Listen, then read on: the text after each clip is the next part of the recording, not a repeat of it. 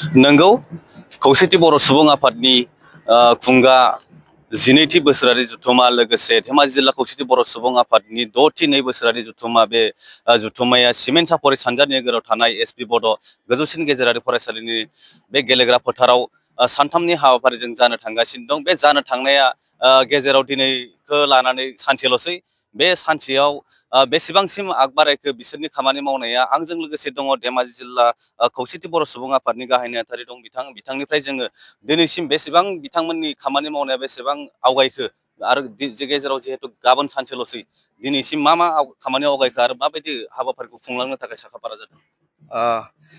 गासै खौरां बिजों नायगिरि नोंथांमोनसिम आङो खुलुमनाय जासिहरबाय। दा दिनै सानजारि नोगोर हालामाव खुंनो लानाय खौसेथि बर' सुबुं आफादनि 12थि बोसोरसालिया जथुमाजों लोगोसेनो धेमाजि जिल्ला खौसेथि बर' सुबुं आफादनि 6थि 2 बोसोरारि जथुमाया गाबोननिफ्राय जागायसिगोन। लोगोसे जोङो दिनै जिहेतु जोङो गासैबो जिल्लानि आफादनि दैदेनगिरि दख'रा आफादनि दैदेनगिरि बिथांमोना बानजायफोराव मुखुब जानानै दं। बेनिखायनो जोङो धेमाजि जिल्ला खौसेथि बर' सुबुं आफादनि थान्दै मेलखौ जोङो दिनैनो लानाय जागोन। दिनै मोनाबिलिनि 4 रिंगानिफ्राय जों लानाय जागोन आरो जोङो खावलायगोन जे सानजारि नोगोर हालामाव खुंनो लानाय 12थि बोसोरसालिया जथुमायाव खौसेथि बर' सुबुं आफादनि दा बेयाव जोङो एक्जिबिसन जितु जों सानजारि नोगोर दिन्थिफुंसालि होननानै जों एक्जिबिसन बे जथुमाखौ लाफानानै जोङो दिन्थिफुंनाय जादों। बेखौ जोङो मैया बेखेवना होनाय जाबाय। बेखौ मिसिं अट'नमास काउन्सिलनि गाहाय मावफुं सोद्रोमा मानगोनां परामानन्द चाइङा बिथाङा बेखौ बेखेवनानै फैबाय आरो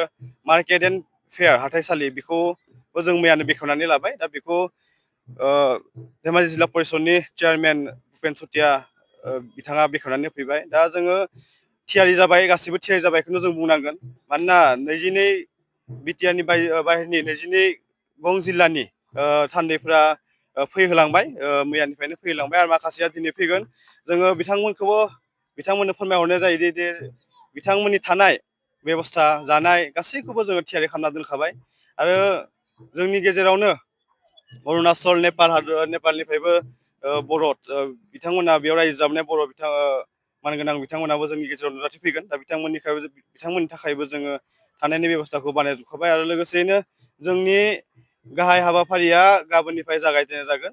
गाबोननो जोंनि गासै जोंनि इन'ग्रेसन जिथु हाबाफारि दङ, गाहाय थांफैब्लां लोगोसे मेन पेन्डेल जौस्रां आरो लोगोसे हारिमु थाग्रा बादा बेफोरखौ जों गाबोननो बेखेवना लानाय जागोन। बेनि उनाव जोङो एक्जिबिसनाव हारिमु आयदा, जायफोर हारिमुवारि जोङो मोसानाय, रंजानाय, मेथाइ रोजाबनाय बेफोरखौ जों गाबोननिफ्रायनो जोंनि एक्जिबिसनाव दिन्थिफुंनाय जागोन। बेनिखायनो आङो गासै धेमाजि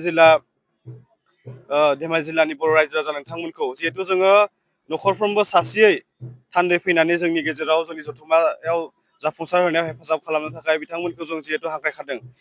दा जोंहा गाहाय आलासि महरै आसामनि chief minister honourable doctor Himanta Biswa Sarma, जों लोगोसेयैनो बिटिसिनि गाहाय मुस्रि हाग्रामा महिलारि बिथांमोना 31 जानुवारियाव जोंनि गेजेराव नुजाथिफैगोन। दा बेनिखायनो आङो जिहेतु बिथांमोनखौ जोङो गाबोन 30 जानुवारि खालार खालि जोङो बेलासिनि 2 रिंगायाव बिथांमोनखौ जोङो बेयाव जोंनि गेजेराव नुजाथिफैनानै डिलिगेट रेजिस्ट्रेसनखौ खालामफैनानै बिथांमोना जिहेतु जों बिथांमोननो थानायनिफ्राय लानानै जानाय बे सानथाम मिथिं जोबजासिम जों बिथांमोननि राहाखौ खालामनो होनाय जाखागोन। आसामनि अनगायैबो गुबुन जायगानि थानायफोराथ' एसे फैहोलांबायानो, गाबोन फैगोन।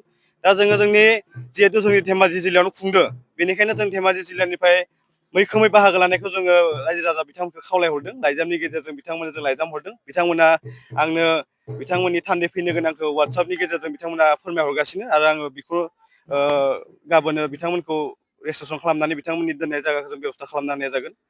आरो लोगोसेयैनो जिहेतु एक्जिबिसनाव जोंहा खोब बर'नि न'खर दिन्थिफुंनायजों लोगोसेनो गोबां गायनाय फुनाय आरो हाथाय बाजाराव जोंनि जिथु बर'नि गाननाय जोमनाय आरो गुबुन हारिनि गाननाय जोमनाय बेफोरखौ जिहेतु फाननाय जाखागोन। दा बेनिखायनो जोंनि धेमाजि जिल्ला बर' रायजो राजा नोंथांमोनखौ जों थाबैनो गाबोननिफ्रायनो फैनानै बेयाव बाहागो लाफैनायखौ खावलायदों। जोङो धोरोमनि बेलाजोंनो जे मोनसे नुनो थांगासिनो दं जे जुलि खालामनो।